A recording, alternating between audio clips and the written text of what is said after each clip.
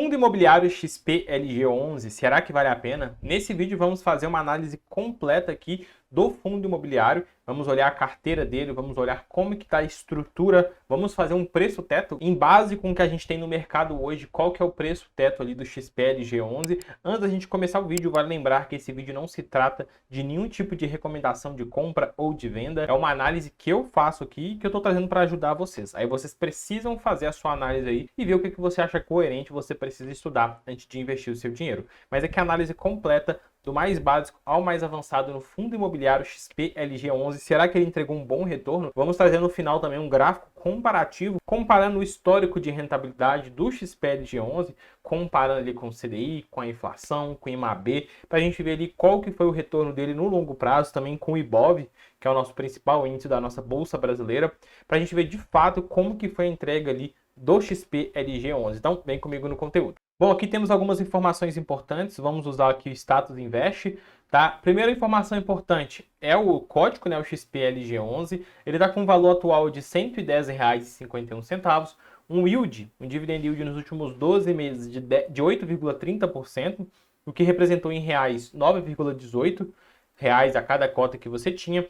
Temos informações importantes aqui também em relação ao número de cotistas. Hoje ele conta ali com 320 mil cotistas na sua base de investidores. Ele tem um PVP de 1, basicamente o PVP mostra se o fundo está caro ou barato. Mas aqui no caso do fundo de tijolo, a gente tem que olhar outras coisas. No final eu vou trazer um preço teto, eu falei com vocês, vamos fazer um valuation na prática aqui, para a gente ver ali de acordo com o que a gente tem informações hoje de mercado, qual que é o preço justo do XPLG11. Tem uma liquidez média diária muito boa, 8,6 milhões de reais, e um valor patrimonial por cota de R$ 110 reais. A última distribuição anunciada foi de 78 centavos, com pagamento no dia 15/1 e representou um yield aí de 0,71%. Bom, mostrei essas informações para vocês, são informações básicas. Agora vamos entrar no relatório gerencial do fundo. Como que vocês acessam? Vocês vêm até aqui embaixo e vocês procuram aqui, ó, relatório gerencial.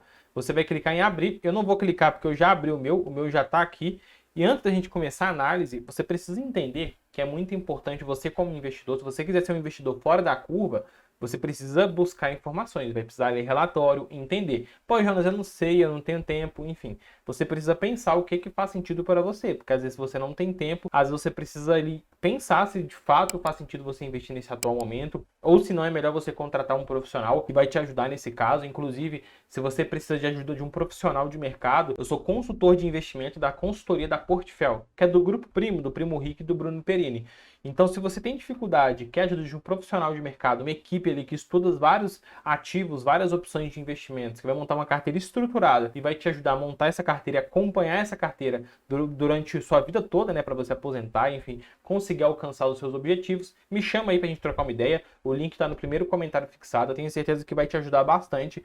Você aí que já investe, está começando a investir e está querendo ali de fato ter uma estrutura um pouco mais profissional nos seus investimentos. Bom, a gente aqui no relatório gerencial do XPLG11, é o relatório aqui que a gente tem de dezembro de 2023. Tem alguns comentários importantes que a gente tem nesse relatório que eu queria falar com vocês, tá? Bom, o primeiro comentário aqui que o gestor falou foi no dia 29/12, o fundo divulgou um fato relevante referente à aquisição de 10% da fração do imóvel locado para Unilever, uma contratação atípica. Build to suit, basicamente eles constroem para se adequar, constroem de acordo com a necessidade do inquilino. Então, um fato relevante importante para quem é investidor. Também aqui possuímos outro fato importante, que é isso aqui, ó. O fundo encerra 2023 com menor patamar de vacância física. Eu vou explicar para vocês o que é vacância física do portfólio desde setembro de 2019, com um nível interessante de diversificação geográfica e de contrato de locação. Como resultado disso, o fundo distribuiu uma média de 77 centavos por cota mês em 2023, enquanto no ano anterior, que foi ali 2022, ele distribuiu uma média de 70 centavos por cota, ou seja, eles conseguiram gerar um incremento a mais de 10% a mais de distribuição aos investidores, é um ponto positivo. Jonas, o XPLG faz o que aqui? Ó, o fundo XPLG11 tem como objetivo oferir ganhos pela aquisição e exploração comercial de empreendimentos preponderantemente na área logística e industrial. Então, o fundo ali focado em logística e industrial. Início do fundo, junho de 2018. Bom, olhamos aqui essas partes importantes, vamos descer aqui, ó. A gente tem um histórico de distribuição do fundo. a gente consegue ver que ele está segurando uma distribuição aí de 0,78, 0,82, então o fundo vem conseguindo distribuir bons dividendos aos seus investidores. Descendo aqui mais, a gente chega na parte de carteira. Hoje o portfólio do XPLG11 ele está concentrado 86% em imóveis, 11% em aplicações financeiras e 3% em cotas de fundo de investimentos. Então, grande parte ali, 86%, ele está até com uma grande parte também em caixa, que são as aplicações financeiras. Tipos de contrato, ele tem 58% de contrato atípico e 42% de contrato típico. O que é o contrato atípico e o contrato típico? O contrato atípico é um contrato mais longo, que dá mais previsibilidade aqui para a carteira do fundo. Então, são contratos de 10, 15, 20 anos. Enquanto o contrato típico é um contrato mais curto. É o contrato tradicional que a gente tem no mercado hoje, um contrato de 3, 5 anos ali. Então, o contrato atípico ele é mais de longo prazo, traz mais previsibilidade para o fundo. E o contrato típico é um contrato mais curto, que não traz tanta previsibilidade para o fundo. Obviamente, qual que vai pagar mais? O contrato que traz menos previsibilidade, né? Que traz menos segurança, que é o contrato típico. Bom, descendo aqui mais um pouco, a gente consegue ver como que está a exposição de locatários. Então, hoje o portfólio dele tem 12% vindo da Via Varejo, 11% vindo da Leroy, 7% da Renner, 7% do Mercado Livre, Grupo Pão de Açúcar, o Mobile, a B2W e outros. Então, o setor aí, predominantemente, é o setor varejista. Então, um ponto de atenção aí para o fundo, grande exposição no setor varejista, que é um setor bem complicado, né? Também depois seguido de material e construção, logística e depois ali comércio e distribuição de alimentos. A correção dos contratos, ela ocorre ali preponderantemente em IPCA, então 76% da carteira dele é corrigido por IPCA, 21% por IGPM e 3% pela IPC-FIP. Mas a grande relevância é IPCA e IGPM. Atualizações do contrato, quanto que os contratos precisam ser atualizados. Então aqui a gente consegue ver que a grande relevância aí foi no fim do ano mesmo, né? Esse relatório ainda é de 2023, de dezembro. Então aqui a grande atualização foi no final do ano. Vencimento dos contratos. A gente tem 17% vencendo em 2024 e 82% vai vencer só para frente de 2025. Revisional dos contratos, 10% em 2024 e 21% para cima de 2025. Vacância física. O que é a vacância física? É basicamente o espaço vago disponível para locação. Então o fundo tem 10 galpões logísticos. E desses 10 galpões, um está disponível para locação, ou seja, não tem inquilino, então quer dizer que ele tem 10% disponível para locação, ou seja, 10% de vacância física. É muito importante a gente analisar esse indicador, porque quanto maior, pior, né? Espaço vago mostra que o fundo tem espaço disponível para locação que poderia estar gerando renda, mas não está gerando. Então a gente consegue ver aqui, ó, que a vacância dele finalizou 2023, em dezembro, em 2,3%.